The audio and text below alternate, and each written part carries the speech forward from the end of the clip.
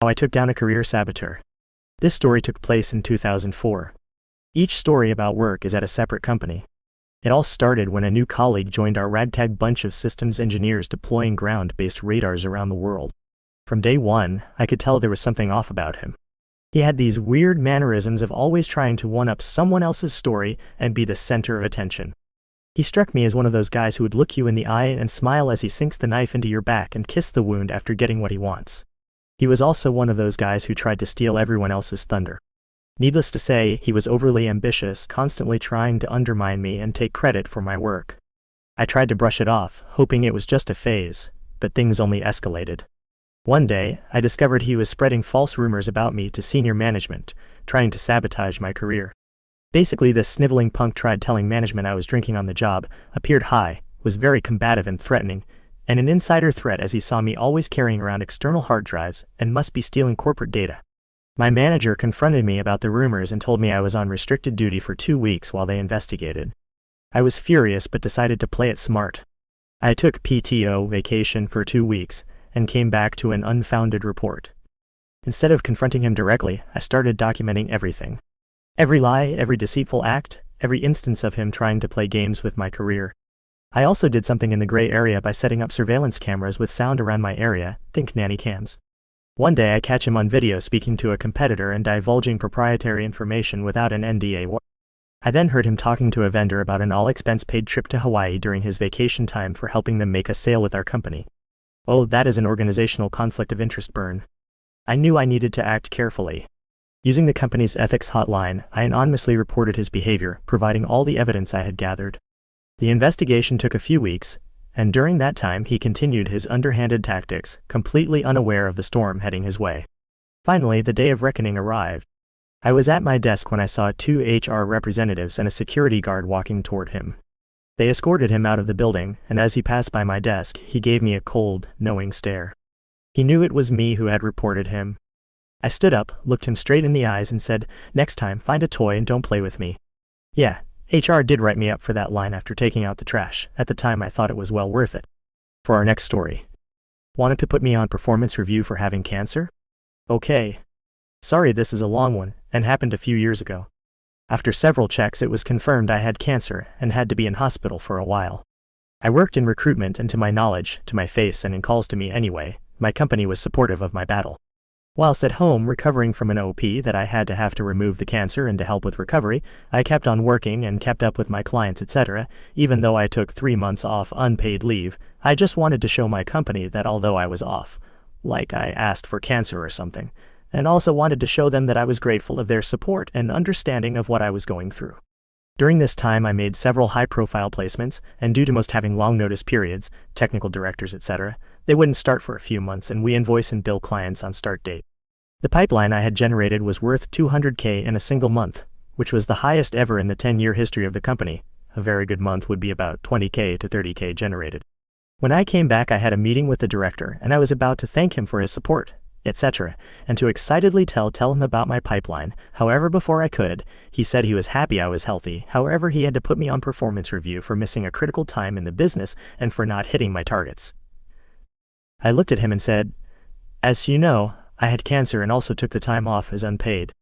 Director: "Yes, however not meeting KPIs while still employed by us means I have to do this to be fair to others in the team." I looked at him shocked, but then did the math in my head and just said, "Huck. Now it takes about 30 days for payment to hit our accounts." So I bid my time. That week the first batch of my new placements dropped. I quietly invoiced. The next week more followed. Third week our division had our monthly meeting where we each have to share the pipeline for that month. It got to me and I said, "I'm currently on 161K and have another 40K pending." You should have seen his face. His boss was at that meeting also. Most of my team knew what had happened to me and had my back and smirked. We got paid commission monthly and I knew I had another 5 weeks before these would be paid out. So I just quietly worked, and luckily was also approached by one of my internal clients that wanted me to come work internally for them. I am actually still with them to this day. As soon as that wedge of commission dropped, I called a meeting with the director. He was all smiles and said, "OP, I knew there would be no hard feelings about having to put you on performance review, and we are taking you off it." I see now, it was completely unnecessary. I told him thanks, but I was giving him my notice. I said that, having gone through the stress of what I had to go through, really made me think what was important at the end of the day. He and his boss apparently did not know about the performance review, dunno if true or not, tried to make me stay by offering raises and promotions, etc. I, of course, refused. A couple of people I know are still there, and to this day my record of highest biller in that company still stands. Let's dive into our next story. 18 years after being pelted by yogurt, I returned the favor. The day before graduation my junior year, I was in the cafeteria waiting for the bell to ring for the end of lunch. It was common for students to start lining up at the doors waiting for the bell. I usually didn't, and would just wait in my seat with my friends. The bell rang, and I was about to stand up when I was clobbered on the side of my head with an open Trix yogurt.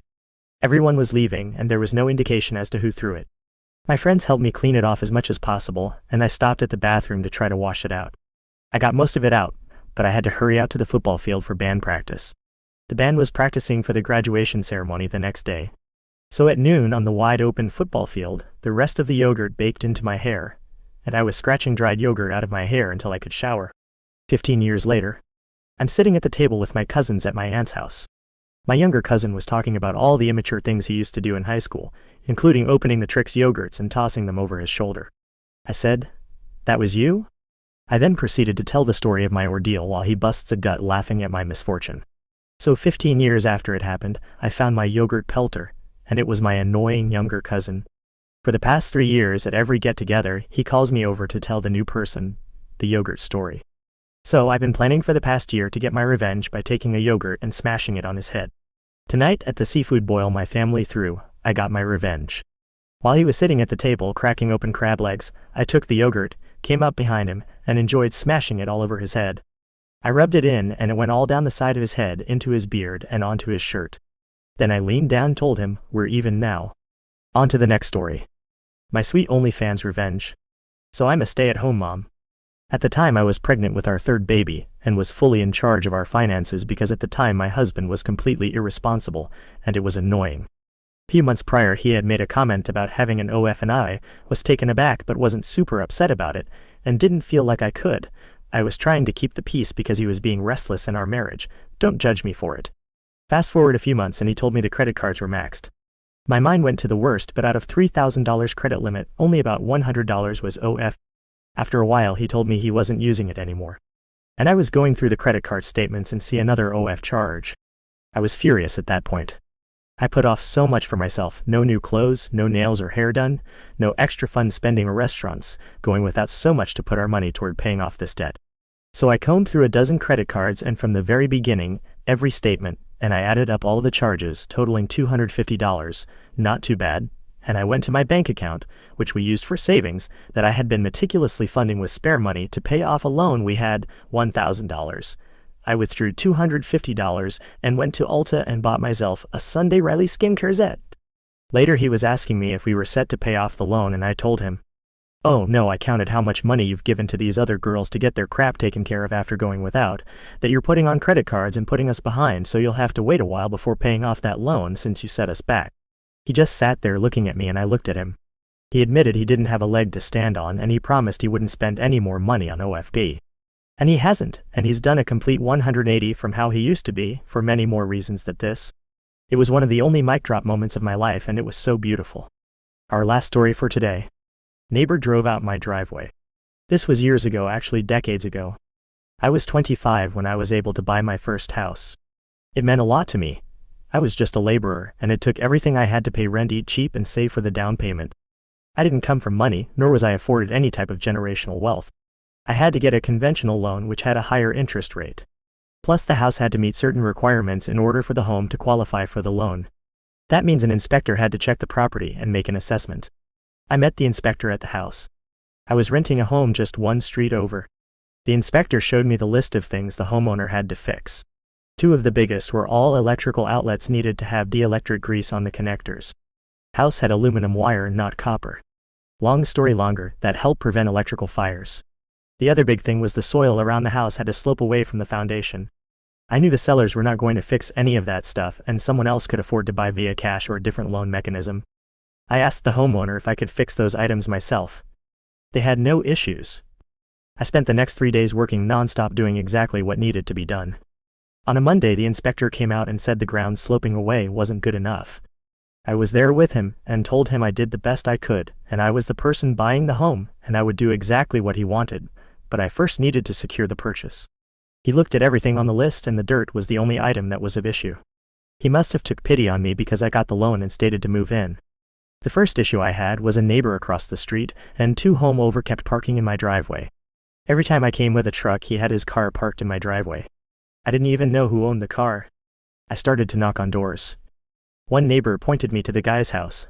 He would not come to the door. I just as polite as possible, yelling through the door that I need him to move his car because I am moving in. After 10 minutes nothing, so I went back and no very polite told him his car was now on a tow truck, and I was giving him the tow truck company's card on his porch. It was amazing how fast he got to the door then. He opened the door and ran past me only to see his car still parked in my driveway. He turned around and said I lied. I said his car will be towed in about 10 minutes by the company I worked for, Tow Jam. He moved his car right then. I didn't work for a tow company, but it didn't matter. I believe it was a deterrent for him to believe it. Was it petty? I believe so. The next petty thing that took place was between myself and my next door neighbor. Our driveways were next to each other with a strip of yard that separates the drives as well as the properties. He had a young teenage son that was always working on his POs in their driveway. One day the kid drives off of his driveway and through my yard and out my driveway. I was a little ticked off. A little later he returns home and again drives to my driveway across my yard onto his driveway. I walk up to their front door knock, and when the door opens I'm greeted with the teenager says, "What?" I ask to speak with his dad or mom. He shuts the door and I don't hear anything. I walk back over to my home, get a lawn chair and sit on their porch. Every 10 minutes I knock on the door. Finally the kid says they aren't home. I said I'll wait. Another 5 minutes goes by and the dad finally steps out. He is just as a creep as his kid. I tell him what took place and said I don't want it to happen again, and actions have consequences. Well, it happened again and now I'm really ticked off. I go and pull up a couple of dead rose bushes and plant them at the corner of my driveway. Go and knock on the door, and when the father figure appears I walked him out and showed him my beautiful dead rose bushes. He noted that the bushes were dead. I asked him if that was his first house and he said no. I said this is my first home and I needed him to respect that. That the rose bushes were a symbol.